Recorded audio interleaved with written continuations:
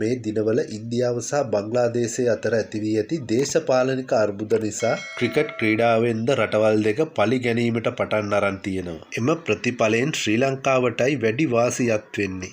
ඉන්දීය පාලක මණ්ඩලයේ ඉල්ලීමකට අනුව මුස්ෆිකුසුර් රහ්මාන් කොල්කොටා නයිට් රයිඩර්ස් සංචිතයෙන් ඉවත් කරගන්නා ලෙස දැනුම් දී තියෙනවා. මේ හේතුවටද මුල් වී ඇත්තේ දෙරට ඇති වී ඇති දේශපාලනික අර්බුදයි.